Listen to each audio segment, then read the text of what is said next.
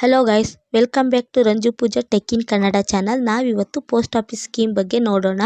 ನಾವು ಸಂಪಾದನೆ ಮಾಡಿದ ದುಡ್ಡನ್ನ ಸೇವಿಂಗ್ಸ್ ಮಾಡಬೇಕು, ಹೂಡಿಕೆ ಇನ್ವೆಸ್ಟ್ ಮಾಡಬೇಕು ಅಂತ ಅಂದರೆ ಫಸ್ಟು ನಮ್ಮ ಮೈಂಡಿಗೆ ಬರೋದು ಅಂತ ಅಂದರೆ ಪೋಸ್ಟ್ ಆಫೀಸ್ ಸ್ಕೀಮ್ ಆಗಿರುತ್ತೆ. ಈ ಪೋಸ್ಟ್ ಆಫೀಸ್ ಸ್ಕೀಮಲ್ಲಿ ಯಾವುದೇ ಥರ ರಿಸ್ಕ್ ಇರಲ್ಲ, ರಿಸ್ಕ್ ಫ್ರೀ ಆಗಿರುತ್ತೆ. ನಾವು ಕಟ್ಟಿದ ಅಮೌಂಟು ಕೂಡ ಸೇಫ್ ಆಗಿರುತ್ತೆ ಅಂತೇಳಿ ನಾವು ಪೋಸ್ಟ್ ಆಫೀಸ್ ಸ್ಕೀಮ್ನ ಸೆಲೆಕ್ಟ್ ಮಾಡ್ಕೋತೀವಿ. ಇದರಲ್ಲಿ ಟಾಪ್ ಬೆಸ್ಟ್ 5 ಸ್ಕೀಮ್ಸ್ಗಳು ಯಾವ್ಯಾವು, ಇದರಲ್ಲಿ ರೇಟ್ ಆಫ್ ಇಂಟ್ರೆಸ್ಟ್ ಏನೇನಿರುತ್ತೆ ಅಂತೇಳಿ ಫುಲ್ ಡೀಟೇಲ್ಸ್ ಆಗಿ ನಾವು ಇವತ್ತಿನ ವಿಡಿಯೋದಲ್ಲಿ ತಿಳ್ಕೊಳ್ಳೋಣ. ನೋಡೋದಕ್ಕೂ ಮುಂಚೆ ಯಾರ್ಯಾರು ನಮ್ಮ ಚಾನಲ್ನ ಫಸ್ಟ್ ಟೈಮ್ ವಿಸಿಟ್ ಮಾಡಿದ್ದೀರಾ ಅವರೆಲ್ಲ ನಮ್ಮ ಚಾನಲ್ನ ಸಬ್ಸ್ಕ್ರೈಬ್ ಮಾಡ್ಕೊಂಡು ನೋಡಿ, ಮತ್ತು ಸೈಡಲ್ಲಿರೋ ಬೆಲ್ ಐಕನ್ನ ಕ್ಲಿಕ್ ಮಾಡಿ. 2024 ಟಾಪ್ ಬೆಸ್ಟ್ ಪೋಸ್ಟ್ ಆಫೀಸ್ ಸ್ಕೀಮಲ್ಲಿ ಮೊದಲನೇ ಸ್ಕೀಮ್ ಯಾವುದು ಅಂತ ನೋಡೋದಾದರೆ ಪೋಸ್ಟ್ ಆಫೀಸ್ ಟರ್ಮ್ ಡೆಪಾಸಿಟ್ ಮತ್ತು ಫಿಕ್ಸ್ಡ್ ಡೆಪಾಸಿಟ್ ಅಂತೇಳಿ ಇದನ್ನು ಕರೀತಾರೆ. ಇದರಲ್ಲಿ ರೇಟ್ ಆಫ್ ಇಂಟ್ರೆಸ್ಟ್ ಏನೇನಿರುತ್ತೆ, ಇದರಲ್ಲಿ 4 ರೀತಿ ಇದೆ, ಅದನ್ನು ನೋಡೋಣ. ನೀವು 1 ಇಯರ್ಗೆ 1 ವರ್ಷಕ್ಕೆ ಏನಾದರೂ ಹೂಡಿಕೆ ಮಾಡ್ತೀನಿ ಅಂತ ಅಂದರೆ 6.9% ಅಷ್ಟು ನಿಮಗೆ ರೇಟ್ ಆಫ್ ಇಂಟ್ರೆಸ್ಟ್ ಸಿಗುತ್ತೆ. 2 ವರ್ಷಕ್ಕೆ ಹೂಡಿಕೆ ಮಾಡ್ತೀನಿ ಅಂತ ಅಂದರೆ 7% ಅಷ್ಟು ಸಿಗುತ್ತೆ. ಇನ್ನು 3 ಇಯರ್ಸ್ಗೆ ಏನಾದರೂ ಮಾಡ್ತೀನಿ, 3 ವರ್ಷಕ್ಕೆ ಅಂತ ಅಂದರೆ 7.10% ಅಷ್ಟು ಇರುತ್ತೆ. ನೀವು 5 ವರ್ಷಕ್ಕೆ ಏನಾದರೂ ಮಾಡ್ತೀನಿ ಅಂತ ಅಂದರೆ 7.50 ಅಷ್ಟು ನಿಮಗೆ ರೇಟ್ ಆಫ್ ಇಂಟ್ರೆಸ್ಟ್ ಸಿಗುತ್ತೆ.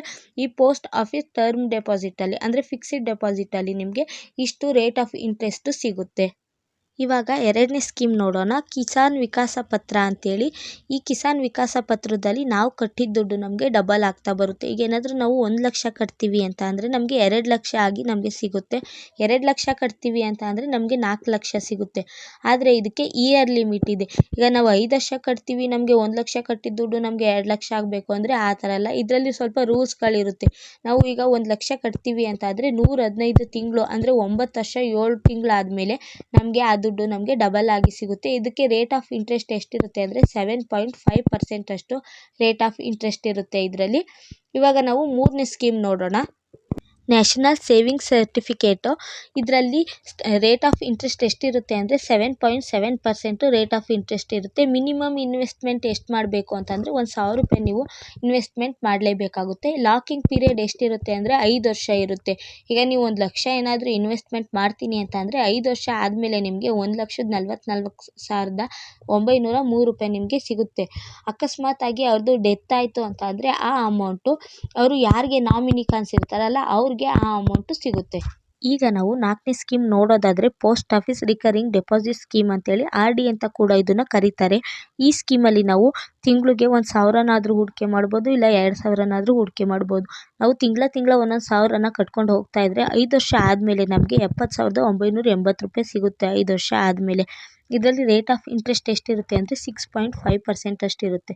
ಈ 1,000ನ ನಾವು ಎಲ್ಲಾದರೂ ಕಳ್ಕೊಬೋದು ತಿಂಗಳ ಏನಕ್ಕಾದರೂ ಸುಮ್ಮನೆ ವೇಸ್ಟ್ ಖರ್ಚಾಗೂ ಕೂಡ ಮಾಡ್ಬೋದು. ಸಣ್ಣ ಪುಟ್ಟದಾಗಿ ನಾವೇನಾದರೂ ಇನ್ವೆಸ್ಟ್ಮೆಂಟ್ ಹೂಡಿಕೆ ಮಾಡ್ತೀವಿ ಅಂತ ಅಂದರೆ ಈ ಸ್ಕೀಮು ನಮಗೆ ಹೆಲ್ಪ್ಫುಲ್ ಆಗಿದೆ. ನಾವೀಗ 5ನೇ ಸ್ಕೀಮ್ ನೋಡೋದಾದರೆ ಪಬ್ಲಿಕ್ ಪ್ರಾವಿಡೆಂಟ್ ಫಂಡ್ ಅಂತೇಳಿ. ಇದರಲ್ಲಿ ಲಾಂಗ್ ಟರ್ಮ್ ಇನ್ವೆಸ್ಟ್ಮೆಂಟ್ ಇರುತ್ತೆ. ನೀವು 15 ವರ್ಷ ಇದರಲ್ಲಿ ಇನ್ವೆಸ್ಟ್ ಮಾಡಬೇಕಾಗುತ್ತೆ. 15 ವರ್ಷ ನೀವು ಹೂಡಿಕೆ ಮಾಡಲೇಬೇಕಾಗುತ್ತೆ. ನೀವು ಪ್ರತಿ ತಿಂಗಳು 5,5 ಸಾವಿರ ಕಟ್ಕೊಂಡು ಹೋಗ್ತಿರ್ತೀರ ಅಂದ್ಕೊಳ್ಳಿ. ತಿಂಗಳ 5,5 ಕಟ್ಕೊಂಡು ಹೋಗ್ತಾ ಇದ್ದರೆ 15 ವರ್ಷ ಆದಮೇಲೆ ನಿಮಗೆ 15,77,840 ರೂಪಾಯಿ ಅಮೌಂಟು ನಿಮಗೆ ಸಿಗುತ್ತೆ.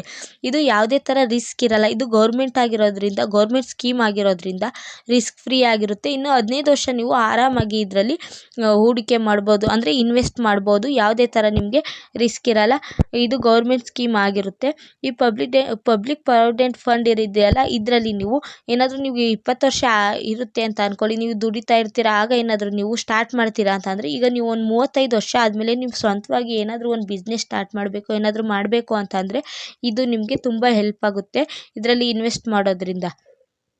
ನನ್ನ ವಿಡಿಯೋ ಏನಾದರೂ ನಿಮ್ಗೆ ಇಷ್ಟ ಆಗಿದರೆ ನನ್ನ ವಿಡಿಯೋನ ಲೈಕ್ ಮಾಡಿ, ನಮ್ಮ ಚಾನಲ್ನ ಸಬ್ಸ್ಕ್ರೈಬ್ ಮಾಡ್ಕೊಳ್ಳಿ, ಮತ್ತು ಸೈಡಲ್ಲಿರೋ ಬೆಲ್ ಐಕನ್ನ ಕ್ಲಿಕ್ ಮಾಡಿ.